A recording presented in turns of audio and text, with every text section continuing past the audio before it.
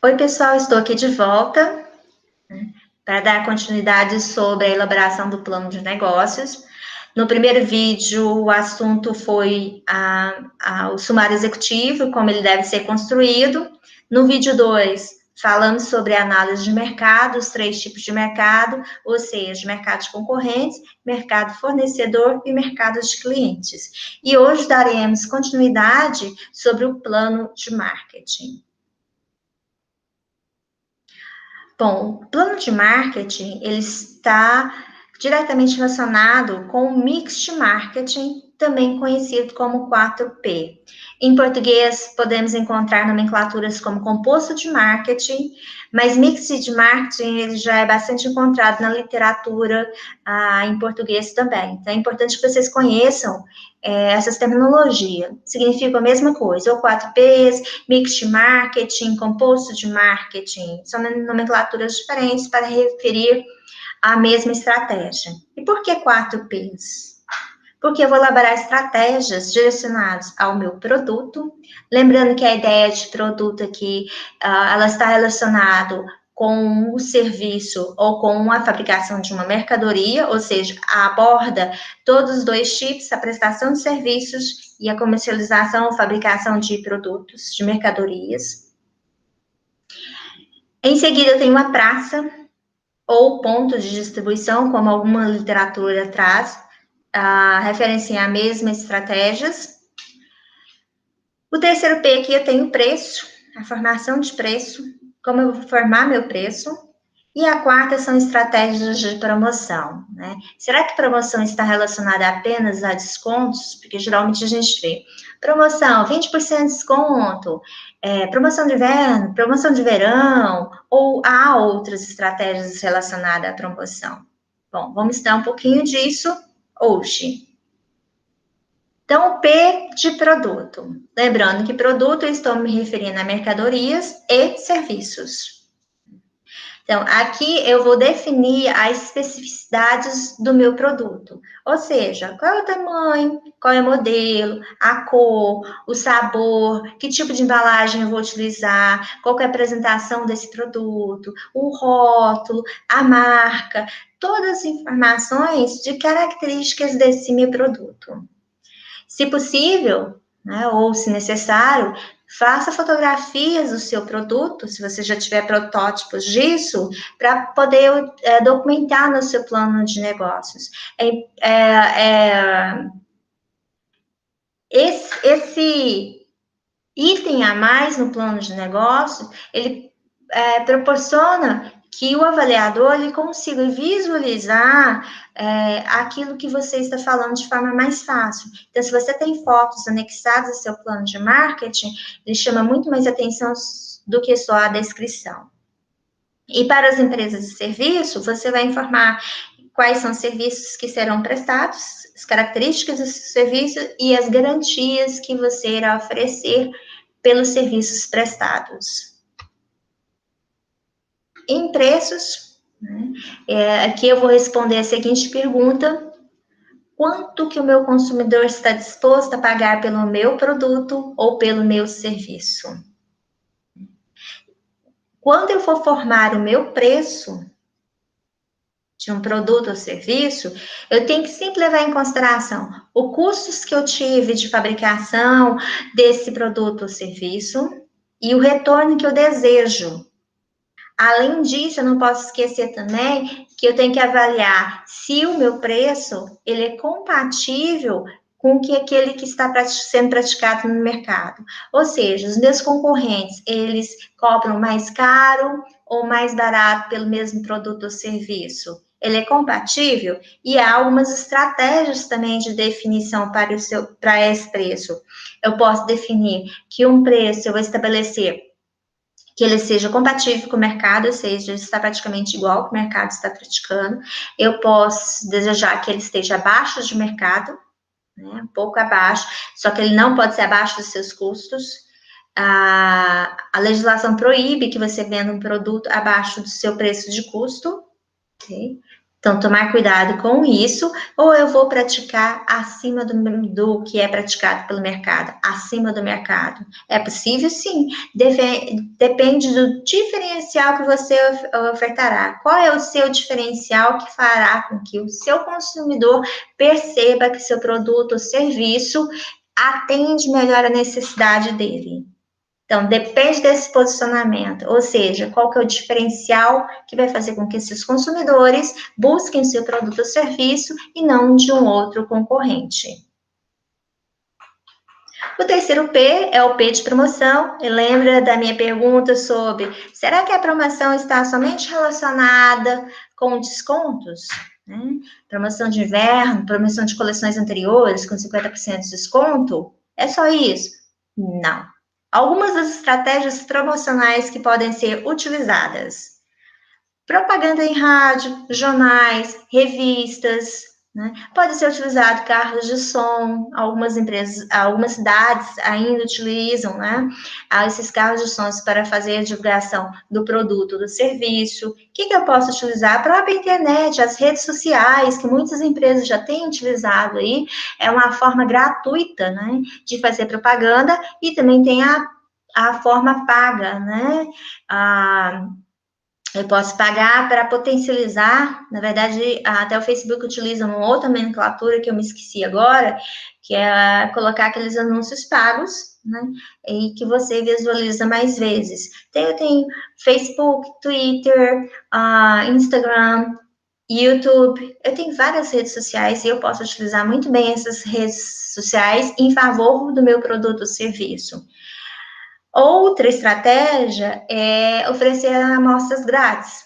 Você vai numa loja, você compra um produto, por exemplo, e você ganha o outro que vai ser lançado como de forma grátis, para que você experimente o produto, goste do produto e volte para comprar aquele produto. Mala direta, folhetos e cartões de visitas, também é uma forma de você fazer a divulgação do seu produto ou serviço. Catálogos, né, mesmo que sejam catálogos digitais ou catálogos físicos. Já falei, mas vou repetir, é o carro de som, faixas, né, muitas cidades ainda utilizam as faixas para fazer a divulgação do produto ou serviço, lembrando que existem algumas cidades que é proibido o uso de faixas, e a necessidade de autorização da prefeitura para a fixação dessas faixas. Brindes, sorteios, né? Eu vou lá no Instagram e faço um sorteio de um produto, um sorteio de um serviço, né? Marque 3 amigos, curta a página, curta os nossos parceiros, e é uma forma também de promoção. Descontos, né? Compro 1, compro 2, compro 3, compra 4, compra 5, pague 2, leve 3, né? A gente vê bastante disso. E participação em feiras e eventos, levando a minha marca. E como exemplo de eventos, né? Existem alguns congressos, principalmente a odontologia, em que os participantes ganham muito produtos dos fornecedores lá. Então, para que o dentista conheça o produto e possa indicar para o paciente. Então, geralmente, essas pessoas ganham muitas coisas nesse congresso. Eu conheço dentista que só vai ao congresso para poder pegar esses brindes que são ofertados lá. Ok? Existe também um exemplo da Mega Artesanal, que é uma espécie de feira. Eu não sei se eles chamam de evento ou feira, né? Lá eles reúnem os maiores fabricantes de linha, de tudo relacionado a artesanato, e nesse local eles proporcionam cursos, né, vários tipos de cursos, várias turmas, possibilidade de você experimentar o produto que está sendo ofertado, que é comercializado, eles dão brinde, né, os novelos de linhas em tamanhos menores, e isso é uma forma muito legal de você poder apresentar seu produto para um potencial consumidor. Então, não é, respondendo a pergunta, não é apenas descontos quando eu falo de promoção. Existem várias estratégias promocional. E aqui, a promoção no sentido de divulgar o meu produto, né? Fazer com que as pessoas conheçam o meu produto e queiram adquirir o meu produto ou serviço. E o terceiro P, não, quarto mesmo, desculpa, o quarto P, é o P de praça, também conhecido como ponto de distribuição. E ele está relacionado à estrutura de comercialização, ou seja, quais são os canais de distribuição do meu produto ou serviço. Eu vou ter uma loja física para vender os meus produtos ou para ofertar os meus serviços, eu vou ter uma loja virtual, de que forma eu vou fazer com que meus produtos cheguem até os meus consumidores? Eu vou revender esses produtos para uma outra empresa que disponibilizará para os meus clientes finais. Então, se eu for um atacadista, por exemplo, as fábricas vendem para os atacadistas e os atacadistas revendem para os comércios ou supermercados e eles revendem esse mesmo produto para os consumidores, para os clientes finais. Existe todos esses intermediários ou uma venda direto? Eu mesmo vendo meus produtos e serviços diretamente para o meu cliente final. E por isso eu preciso de vendedores, sejam externos ou internos, podem ser representantes, né? Pessoas que possam vender a Jequiti, a Avon, acho que a própria Natura mesmo, que eu ia falar, a gente tem como eles chamam, gente? Não são representantes, são... Gente, me fugiu o nome agora. Que são as pessoas que revendem, as revendedoras, né? Revendedora. São as revendedores que vendem esses produtos. Então, eles contam com uma rede grande de revendedor pelo Brasil inteiro, né? Pelo país inteiro, para que o produto chegue até o consumidor final. Então, pense no seu produto ou serviço, de que forma ele vai chegar até o seu consumidor final. Eu vou ter intermediários, eu vou fazer isso de forma direta.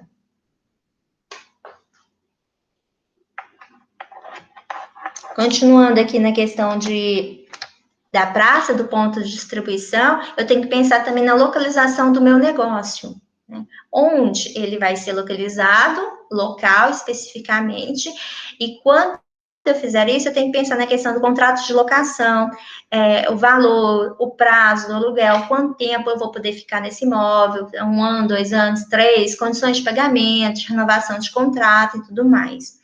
Verificar condições de segurança da vizinhança, se for um lugar que não é muito seguro, você pode ter problemas de roubo e perdas. Se for um lugar também inseguro, seus clientes podem ser roubados. Então, é importante você escolher um lugar onde ofereça segurança tanto para o seu negócio como para os seus clientes. Observar a facilidade de acesso, né? É fácil chegar até a sua empresa? Ou existe um caminho aí muito difícil para chegar até a sua empresa? Qual é o nível de ruído? Eu tenho um exemplo de que aconteceu comigo com relação ao ruído. Foi o primeiro lugar que eu aluguei, na época, para dar aula de inglês.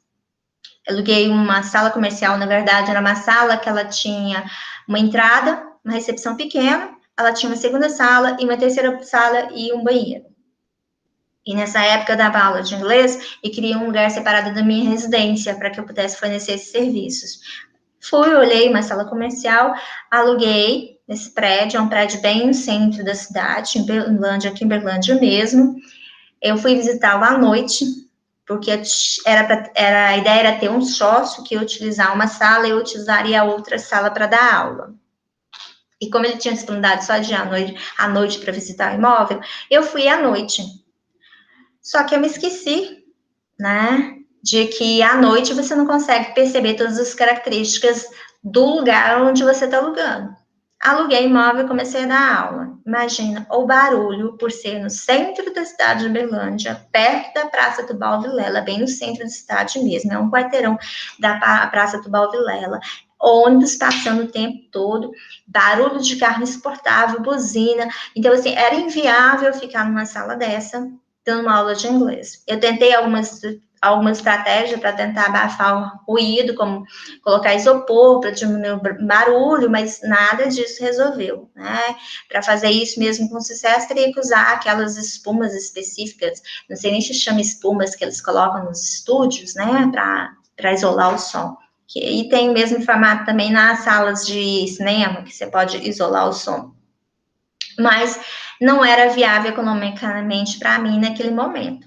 Eu fiquei um mês com muita dificuldade dando aula nesse lugar. E logo em seguida, no mesmo prédio, eu descobri que estava desocupando uma sala comercial do 8º andar e era o mesmo dono.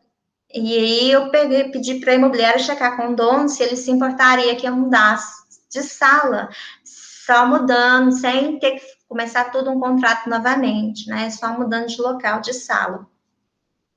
E ele aceitou, né? Expliquei que a razão era em relação ao ruído, porque senão eu teria que sair do imóvel.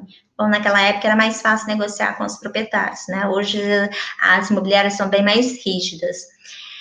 Enfim, eu fui para o 8º, muito mais alto, porque eu acho que o outro era no 3º andar, no 2º andar, não me lembro bem. 3º, 4º, sei lá. E acabei indo para o 8º, que acho que o último andar era o 9º, mas não tinha sala disponível. Fui para o 8º andar, usei estratégias do isopor também nas janelas para abafar o som. Melhorou consideravelmente. E eu fiquei nesse lugar dando aula, acho que mais de um ano, acho uns 2 anos, não me lembro, acho que uns 2 anos eu fiquei dando aula nesse lugar. Então é importante quando você for procurar um espaço físico para o seu negócio, que você visite em diferentes horários, né, do dia. Vai à noite para verificar como é o local lá. Se você vai funcionar à noite, você tem que verificar a segurança também, a iluminação, né, fluxo de carro, fluxo de pessoas. Vai de manhã cedo, vai à tarde, verifique se não há incidência muito grande de sol, né? Tem algumas lojas que ficam exatamente com o sol na cara, e aí as pessoas morrem de calor lá, tanto os clientes como as pessoas que trabalham. Então, avaliem todas as condições de negócio, fazendo essas visitas em vários horários do dia. O que mais nós temos aqui? As condições de higiene, é um local fácil de limpar. Se a gente pensar, por exemplo, numa estrutura odontológica, né? E exige que seja de um piso que pode ser lavado, você não pode ter lá uma tábua corrida, por exemplo, a questão de higienização. Um pet shop tem a mesma questão, mesmo requisito também, porque você precisa de um lugar que seja fácil de higienizar, você precisa de um lugar lá para dar banho nos cães, então a estrutura é adequada para isso, né? E outro ponto que é colocado também, a questão de estacionamento, né? Eu já falei, eu acho que no vídeo, um dos vídeos anteriores, falando sobre a dificuldade para estacionar o carro no centro, que eu evito fazer compra no centro, eu só vou quando realmente, ou porque eu sou muito fiel à loja, ou porque eu encontro os produtos que eu quero só naquela loja, porque o centro aqui de Uberlândia é dificílimo para estacionar, até mesmo quando chega na época de final de ano, esse ano eu não sei como tá, né? Eu falo mais até o final do ano passado, que você chega para próximo Natal, nem os estacionamentos pagos têm espaço. Você não consegue nem pagando nesses estacionamentos, você consegue espaço.